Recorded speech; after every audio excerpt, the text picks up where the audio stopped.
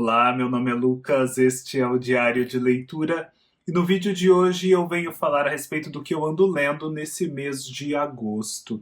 Eu vou começar com as leituras em andamento, para as quais eu vou só dar umas breves pinceladas. O que eu vou ler, com certeza, até o final de agosto? Eu vou reler 3 contos. Amor e Psique, ou Eros e Psique, que está aqui nesse primeiro volume do Mar de Histórias, antologia do conto mundial organizada pelo Paulo Ronay e pelo Aurélio Buarque de Holanda. E vou reler os contos que também estão nessa coletânea, chamados Amor, da Clarice Lispector, e Um Discurso sobre o Método, do Sérgio Santana. Os 3 são contos que eu adoro, que eu considero assim fenomenais, e que eu vou ler com profundidade, reler com profundidade, para o nosso clube de leitura de contos lá dos parceiros no Apoia-se. Foram os contos escolhidos para o mês e vai ser sim muito bom poder revisitar essas histórias, agora focado só nelas, sabe? Sem estar ali no curso de uma leitura do livro completo, dos demais contos da antologia. Vai ser muito legal fazer esse aprofundamento.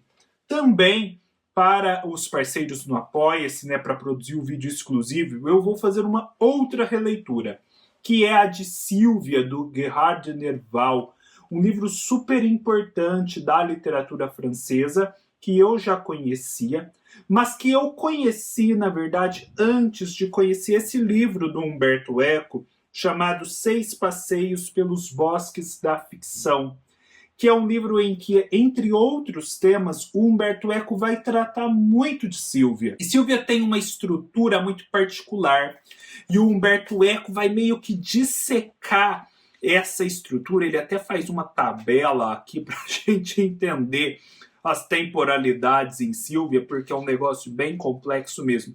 Então eu quero chegar de novo nesse livro que eu nem tinha gostado tanto da primeira vez, de mãos dadas com o Umberto Eco. Só porque eu quero mostrar para vocês, não aparece a bendita, achei, da tabela. Olha só. Isso aqui é a estrutura de Sylvia temporal, segundo Umberto Eco. Então vai ser muito interessante fazer essa leitura desse lugar. Para quem quiser saber mais sobre ser parceiro do Diário de Leitura no Apoia-se, o link está sempre aqui embaixo. Fica aí o meu convite. Eu também estou lendo, é uma leitura que eu quero avançar nela. Finalmente voltei a ler a Agostina Bessa-Luiz, A Ronda da Noite. E que livro bom. A Agostina é sempre muito boa, né? Mas às vezes a Agostina é complicada demais, né? A gente não está preparado naquele momento. Mas esse livro não. Esse livro tem o melhor ali daqueles insights maravilhosos da Agostina, sem ser inacessível demais, como é, por exemplo, o Vale Abraão, que você leva uma surra de inteligência dessa mulher. Eu já estou aqui na página 60.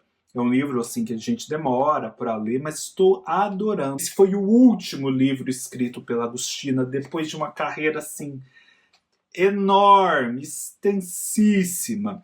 Acho que ela o escreveu em 2007, e ela teve um problema, acho que a gente acredita que seja algo meio mental mesmo, Alzheimer, algo do tipo, que a retirou da vida pública, e ela faleceu em 2019. Ela viveu meio que 13 anos aí em reclusão. Mas tá, quero ler até porque o centenário da Agostina é agora, no dia 15 de outubro. Ela nasceu em 15 de outubro de 22. Eu não posso deixar de marcar essa data.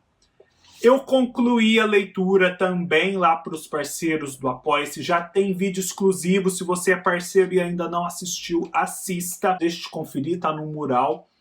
O Blu-ray do Alfred Jarry, que é uma peça de 1896 muito importante para a história do teatro e para a literatura mundial. Ela vai contar a história desse pai Ubu e da mãe Ubu, que é um casal de pessoas. A gente mais acredita que eles sejam criaturas, mas eles são pessoas. É que eles são muito caricaturais. E esse casal ali, ele é um casal que serve ao rei da Polônia, o rei Venceslau, e decide, no entanto, tomar o poder. A mãe Ubu, como uma espécie de Lady Macbeth, induz o pai Ubu a tomar o poder, a simplesmente arrasar com a família do rei Venceslau e se tornar o rei da Polônia. Paiubu, a princípio, resiste, mas decide levar isso adiante. E aí, quando ele é alçado ao poder, né, quando ele toma o poder, o trono, ele se torna uma criatura assim, desprezível. Ele já era desprezível, mas assim, ele governa a partir dessa sua vileza. E ele é baixo, ele mais parece uma criança, mas uma criança perversa. E começa a cometer um monte de atrocidades, a gente começa a ver o tanto que ele é mimado, quanto ele é pueril. Mas, enfim, ser pueril, ser mimado, não o impede de governar e de acabar com a vida das pessoas. E aí a gente vai tendo os desenvolvimentos. E é muito interessante porque essa peça tinha vários motivos para ter ficado esquecida. Mas o século XX provou que essa peça foi profética.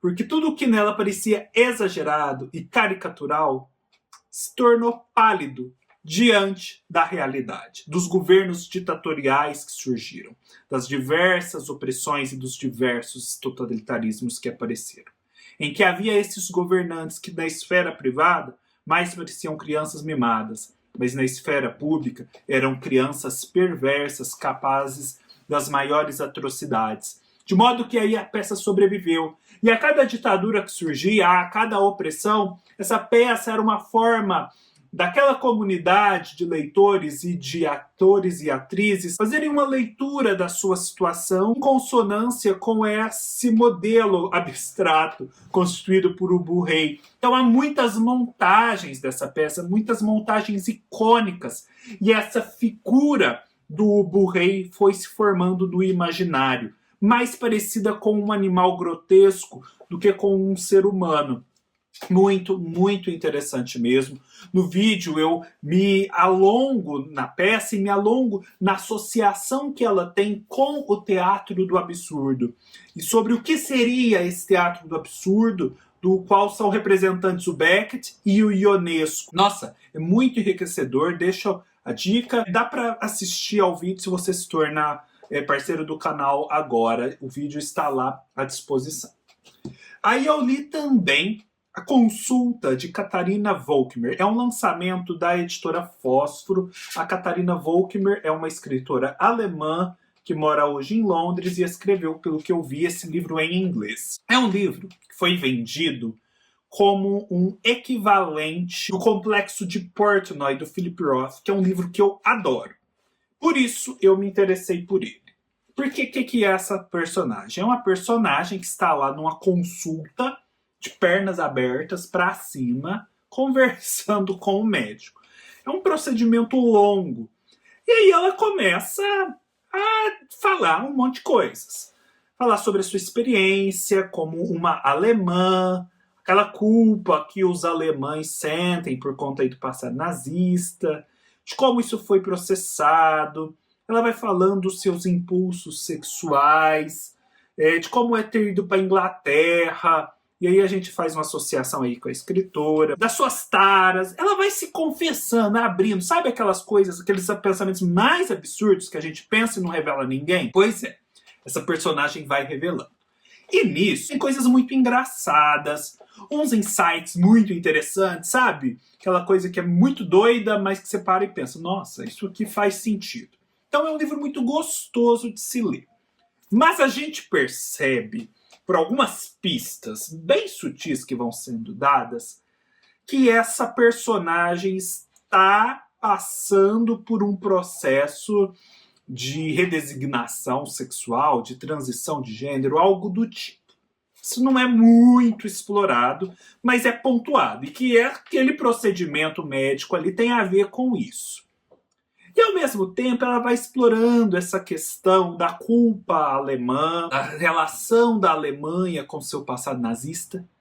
E parece que o livro tem uma intenção maior de, por debaixo desse nonsense, esse caráter irreverente da fala da personagem, fazer alguma associação entre culpa nazista, culpa alemã e transição de gênero. Enfim, parece que ele quer fazer algo mais simbólico, mais pretensioso. Parece que ele tem uma pretensão. Só que aí, para mim, que o livro falha, porque eu não consegui chegar a um resultado. Eu não consegui captar o que exatamente ele queria entregar nesse sentido, né? A ideia nova, o insight que ele queria transmitir, associando essas duas esferas. Então, para mim, nesse sentido, ele falhou, apesar de ter sido uma leitura muito boa. Eu sugiro que vocês a façam, porque é divertido, esse nonsense, esse insólito, é muitas vezes super interessante, super enriquecedor do ponto de vista intelectual, só que talvez não vá com tantas expectativas por um sentido maior, transcendente dessa narrativa. Eu só digo que ela falhou porque nem toda narrativa precisa ter esse sentido transcendente. Porque me parece que ela tinha essa pretensão. Daí dizer falhou. E não entregou. Acho que se ela não tivesse tido essa pretensão, o livro seria melhor. Mas tá aqui, a capa é ótima, né? A consulta. E tem a ver justamente com essa transição de gênero. Depois eu concluí finalmente. Meu Deus, isso tinha se tornado um tabu aqui no canal. Eu já até estava evitando o assunto, porque eu estou tão zoado com esse cronograma da leitura coletiva dos contos do Cortázar, e por conta do último round, que eram 40 páginas lá na coletânea da Companhia das Letras, e se tornaram 600. Porque o último round é muito mais do que isso, né? O último round é um baú de textos em que você vai encontrar poesia, crônica, ensaio, crítica literária, diário, experimentações formais, fotografia, desenhos, colagens, obras de arte, etc, etc, etc. E entre esses textos, né, dentro dessa miscelânea, há pelo menos 3 contos que foram levados para a coletânea. É muito bom esse livro. Muito bom mesmo. Ele não é difícil. Tem os textos mais doidões, mas a maioria são textos compreensíveis, né? A novidade está mais pela justa posição deles sob um mesmo título, Último Round. Os 3 contos, né, identificáveis como tais, são muito bons. Conto Silvia, conto A Viagem e o conto Cestas. No vídeo que eu fiz para os 2 tomos, eu preferi dividir o vídeo em 2 tomos, né, um para cada um. Eu falo mais desses contos. Tem um texto muito interessante do Cortázar sobre o gênero conto, que está inclusive na própria coletânea, mas no final, e não sobre o título Último Round. Tem muito do Cortázar falando sobre a sua condição de escritor latino-americano na França. Por quê? Porque o Cortázar sempre viveu na França, a maior parte do tempo. E o pessoal o acusava, porque ele estava ali fazendo parte do boom latino-americano, se engajando politicamente em prol de Cuba, da América Latina, etc, etc, mas vivendo na França. Então diziam, não está aqui sujando os pezinhos dele no barro da Argentina, era meio isso. E aí ele tinha que ficar se defendendo, justificando, porque ele fez essa opção de vida, etc, etc. E isso dá lugar e espaço para ele fazer várias reflexões interessantes sobre esse papel do escritor, essa questão do distanciamento da própria terra, de enxergar as coisas de longe, etc, etc. Ele conta muito também sobre a sua experiência francesa, a casa que ele tinha de veraneio em Saillon, uma coisa assim. Tem uns textos aqui sobre Saint-Tropez, sobre Calcutá, são meio relatos de viagem, mas que transcendem o mero relato de viagem, porque são verdadeira literatura, sabe? Tem umas descrições, a associação que ele faz entre o inferno e uma praça muito caótica em Calcutá é muito bacana. Ele também vai descrever uma Harley Davidson que está ali parada, uma Harley Davidson ali, naquele ambiente todo de ostentação de Saint-Tropez. E aí ele vai descrever essa Harley Davidson de um ponto de vista erótico, mas é muito bom esse texto. Ele vai falar também sobre a literatura erótica na América Latina, né, do como a nossa literatura erótica ainda é meio fraca, e ele vai associar isso com a colonização. É muito interessante, daí vai explorar também escritores eróticos europeus e norte-americanos. Nossa, tem muito texto bom aqui mesmo. Vale a pena. Esse volume gorducho aqui, que dá trabalho para ler, não é rápido. Não vá achando que você vai ler isso rápido. Eu me estrepei, passei uma vergonha pública por conta disso, mas vale a pena. Espero que a companhia reedite esse livro, que está mais difícil de encontrar hoje em dia, que ela faça num formato maior, porque olha, dói a mão ter que ficar segurando esse livro para ler nesse formatinho aqui todo encolhido. Aí depois eu revisitei finalmente a obra de Isabel Allende, que fez 80 anos agora, dia 2 de agosto. Tinha lido em 2020 A Casa dos Espíritos, adorado, se tornou um dos poucos livros favoritos da vida, mas por algum motivo eu não dei prosseguimento. Eu acho até porque no universo aqui literário que eu frequento, pelo menos eu posso falar a respeito dele, lê-se muito pouco a Isabel Allende, o que é insólito, porque Isabel Allende é uma escritora que pode ser colocada ao lado de um Cortázar, de um Gabo, de um Mário Vargas Llosa e por aí vai, que são mais lidos. Mas, no entanto, a gente frequenta ela pouco. Me faltavam referências da obra dela, e aí eu fui ficando aí nesse estado de inércia. Aí agora, depois de descobrir que a obra dela, na verdade, é muito vasta, eu tive a referência de A Cidade das Feras, que é um livro infanto-juvenil. Mas é um livro infanto-juvenil que se passa na Amazônia brasileira e que, segundo me contaram, tinha um trabalho de pesquisa muito bem feito. E tinha um significado maior, né, sobre as crenças indígenas, o xamanismo, como que funciona toda essa jornada, que também tem muito a ver com a jornada do herói, do Campbell. E aí eu li A Cidade das Feras, que é o primeiro volume dessas aventuras da Águia e do Jaguar. Já tem vídeo. É maravilhoso. Nossa, como a Isabel consegue realizar as coisas. Ela escreve literatura infanto-juvenil, que é uma experiência bem pontual dentro da sua vasta obra, e faz isso muito bem. Escreveu esse volume mais 2. São histórias, né, que continuam com os mesmos personagens, mas são episódios diferentes. Então, cada uma tem um fecho próprio. E, nossa, ela faz isso muito bem, com qualidade. De modo que os adultos também vão gostar muito, vão aproveitar muito, enxergar coisas que talvez um adolescente não enxergaria. E além da aventura, que é muito boa, existe algo mais. Algo que vai calar fundo em você, no leitor, e que vai tornar esse livro equiparável a Uma Casa dos Espíritos, assim, em termos de seriedade, né, literária ou qualquer outros dos volumes declaradamente adultos. Muito, muito bom. Tanto é que ela recebeu o prêmio Hans Christian Andersen por conta dessa trilogia. Pensa. Prêmio que às vezes a pessoa precisa construir uma obra inteira dentro da literatura infantil e infanto-juvenil para ganhar. Ela, com 3 livros, conseguiu ganhar. Porque, de fato, é uma realização muito boa, muito boa. A dica, não tenham preconceito, é uma delícia ler esse livro. Depois eu finalmente li o Ruína e Leveza, da Júlia Dantas, que sempre me indicam. Já tem vídeo para esse livro gravado, só não sei se ele vai sair antes ou depois desse vídeo aqui. Eu exploro mais, mas é uma personagem que é de Porto Alegre, que vive uma situação de crise existencial lá. Enfim, a vida dela desmorona, vira uma tragédia, ela vira praticamente uma alcoólatra. Aí chega no fundo do poço, ela decide fazer uma viagem ali meio mochileira pelo Peru. E aí ela vai tendo as experiências dela e vai se transformando. É um livro que, contado assim, você pensa, meu Deus, que clichê. Arreda-te, livro, eu não quero você. É meio isso.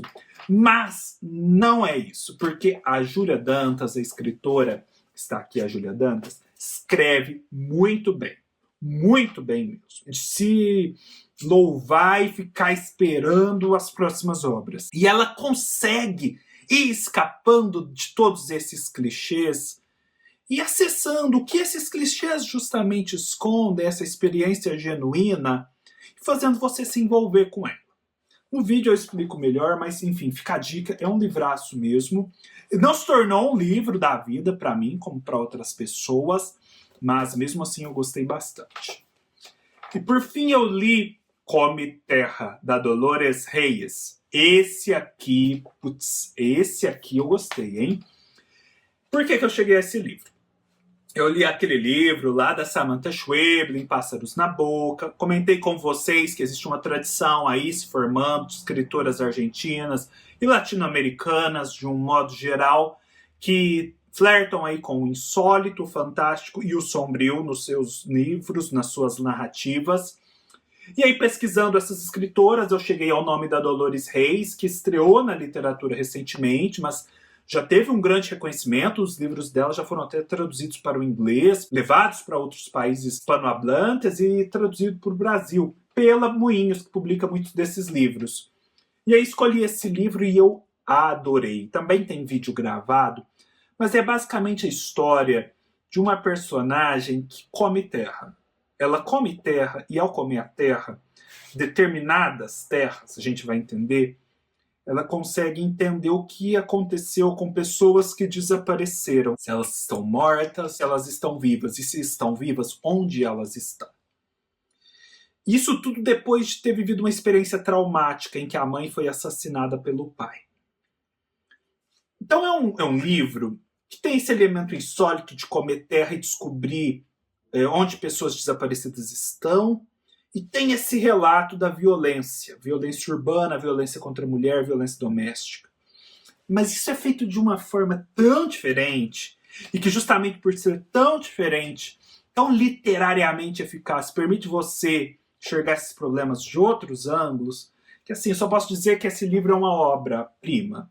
Tá, obra-prima talvez seja precipitado dizer, não preciso me distanciar dele mais, mas é um livraço 5 estrelas com certeza, que eu adorei, e à medida que eu me distancio dele, eu gosto dele cada vez mais, né? Eu acabei esse livro pensando, uau, interessante, mas eu não entendi alguma coisa. Aí foi eu tirar a mão dele, parecia assim, os fenômenos sobrenaturais da personagem. Foi tirar a mão dele, putz, já começou. Havia um monte de ideia, um monte de coisa na minha cabeça, e elas continuam rolando à medida que o tempo passa. Pois confiram melhor no vídeo que ou já saiu ou vai sair. É isso, pessoal. Espero que tenham gostado. Se gostaram, deem um like. Agora o YouTube tem uma opção também para vocês colaborarem com o meu trabalho, que é um coração aqui do lado do like, que é, acho que gostei demais, amei demais, valeu demais. Um trem assim. Trem assim, né? Agora eu fui bem mineiro. Um trem assim. Que você aperta lá e você pode doar tipo R$2. Ah, gostei desse vídeo, vou dar R$2 pro Lucas, né? Ajudar o trabalho dele. R$5 que seja. É uma coisa pontual, não fica sendo todo mês, sabe? E assim as pessoas vão ajudando e um bolo vai se formando. Aí quem sabe a gente consiga ir financiando esse trabalho dessa forma também, de um modo eficaz. Fica a dica. Então é isso, espero que tenham gostado. Se gostaram, dê um like. Valeu demais também. Se inscrevam no canal, deixem seus comentários, comprem pela Amazon, vá lá no Apoia-se e nos vemos numa próxima oportunidade. Até mais.